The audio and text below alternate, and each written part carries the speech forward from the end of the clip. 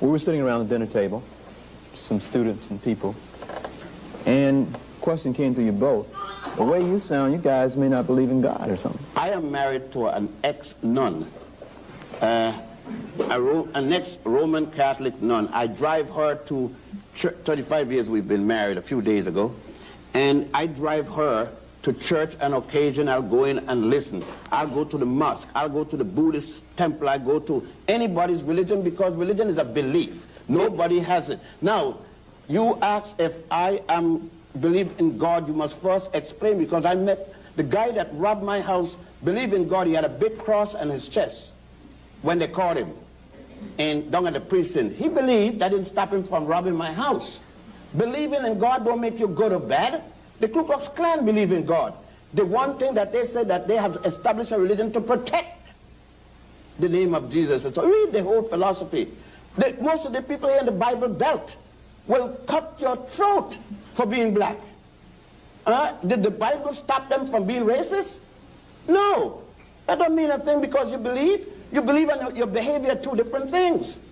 And people ask, you believe in God, you don't believe in God. So what that means? It doesn't mean I won't cut your throat. Okay, but you said earlier that if we stop paying black preachers tomorrow morning, the church will close. How many of them come in to do volunteer work? It's a business. It's a salary people get out of it, whether it's Christianity, Judaism, Islam, Buddhism, or what. Christianity and religion as we know it is a business? Big business. Biggest business is bigger than IT&T. You get all kinds of tax breaks and all kinds of privileges when you're the minister. His salary is paid. You think the Pope would be there if he didn't get a big salary? He'd get the biggest salary of all. Do you think, no, let's face it. How many ministers you know doing it for free? Just tell me. Okay, this is black. If you don't pay your 10% tithe in and see how, if you're going to get buried, then leave your cards right, and may come to the undertaker parlor and say a few words, but you're not coming to the cemetery. As only Dr. Ben can, huh? Hey, and I love this picture because this picture got the look in his eye like, bruh. Now the interviewer does a good job because he know how to ask the right questions to get it going. Mm-hmm. But so before we go back and break down, some of the things that stood out to me that I think we should focus on is talking about what you believe in, what your morals are, and what your actions are based off of your belief and your morals, and do things line up. Because especially for us African people, black people, whatever you want to classify yourself, black people in America, how we view religion and how religion has affected us, and how other people, how they use religion has affected us. Those are things that kind of stand out in my mind. What about you? The same. You know, I would say the biggest thing I'm thinking about right now is the equally yoked mantra that we have in the black community, and something that he spoke to basically throughout the duration of the clip, this belief that believing in God or believing in a particular religion somehow makes you something. Yeah. And that's the biggest thing I think we should hit on today is you could believe what you want to believe, but at the end of the day, do your actions line up with your belief? And within your belief, using your belief and carrying out your actions, is that leading you to a fruitful, fulfilling, for us, a free life, a life where we are not under the system, a life where we are autonomous, where we are self-actualizing? Because if it's not leading us to that, like we said in previous videos, then we got to rethink it. So, but let's go back through and break this thing down. We were sitting around the dinner table, some students and people, and a question came to you both. The way you sound, you guys may not believe in God or something. I am married to an ex-nun, an ex-Roman Catholic nun. I drive her to 35 years we've been married a few days ago, and I drive her to church on occasion. I'll go in and listen. I'll go to the mosque. I'll go to the Buddhist temple. I go to anybody's religion, because religion is a belief. No. Stop it right there. I love Lord, he went, hey man, you gonna come at me telling me I don't believe in God.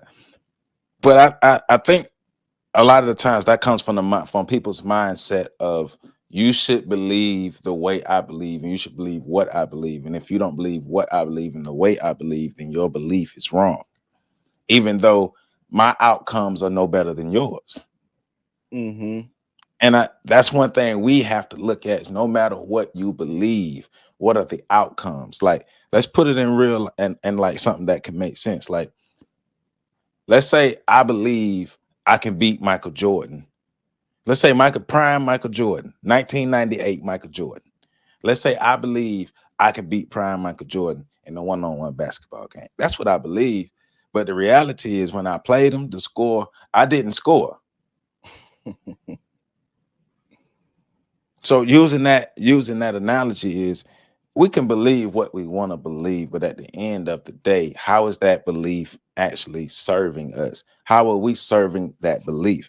Is it really helping us? Because in this instance, the belief in God, or whoever you view as God, I ain't telling nobody what to view, but the belief in whoever you view as God. But in this, it seemed like, well, in the context of this, or the question that was asked to Dr. Ben, that was asking, do you believe in the Christian God? And Right. he's explaining to them, bruh, I don't have to. That Right. doesn't define me as a person, and it doesn't define how I will treat other people. Right. And that's one thing I like about it is, typically I'm a stickler for answering the question before you go off on tangents. But with this particular question, we know the intent of the Of the question. Like, interview, yeah. yeah, we know what people are getting at when they ask you that, because we've been, you start doing this kind of work, where you're looking at Black history and things like that. You get that question all the time. Bruh, remember in the early 2000s, the question was, there was two questions. Are you a Muslim? And, oh, you don't believe in God? Right. Right. It's evolved now, but those were the two main questions back Right. then. And so, yeah, and you're right, it has evolved now, but every once in a while, when I bump into somebody that I haven't met before, that have heard me speak or that have heard about me, that's that's a question that'll come up every once in a Mm-hmm. while. So you don't believe in God, or you're not a Christian, or whatever the case might be. And like Dr. Ben, I'm married to somebody that considers herself a devout Christian that grew up in the church. I come from a family of devout Christians. Um, Me and my mom are the only two that we say we're outside of that realm. But the getting at it is, what does that mean? Like, why does that question even matter? Right. Do you believe in God? Why does that even matter? Right. What influence does that have on anything? How am I treating you? How are you treating me? How are you treating yourself? How am I treating myself? How do we treat each other as a collective? Is this belief actually serving us? That should be the question. What not? Mm-hmm. Well, do you believe in God? Because it's a, and not from the interviewer, because the interviewer is just doing their job, but he's relaying what others is asking. But that's a bit of arrogance as well. Is, well, you don't believe in God? What's wrong with you? And it's like, well, hold up, like, oh, my bad. I didn't know your view was the only view. Mm-hmm. Mm-hmm. And I get that same thing when I tell people that I intentionally expose myself to other religions. I get the Yes. same thing. Like, Yes. so you're not a Christian? What does me exposing myself to other religions have to Got do to do with it. whether or not I'm a Christian? Right. Right. Because in their mind, you should only read the Bible. So I think that's one of the things that we still in this, because in America, the Black community is 70% Christian. And there's still a lot of that Christian arrogance, that Christian Mm-hmm. ego prevalent, where, if you aren't a Christian, you aren't equal to me. And I'm not even saying equal in the sense of good or bad, but equal in the sense of, I can't work with you. I can't Right. I progress can't with build with you. you. I Right, can't build with because you. you're not Christian. And so I love the way he answers it, because it's like, okay, well,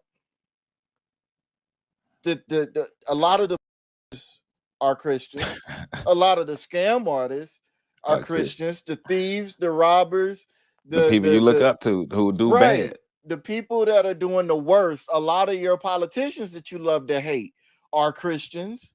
A lot of your rappers.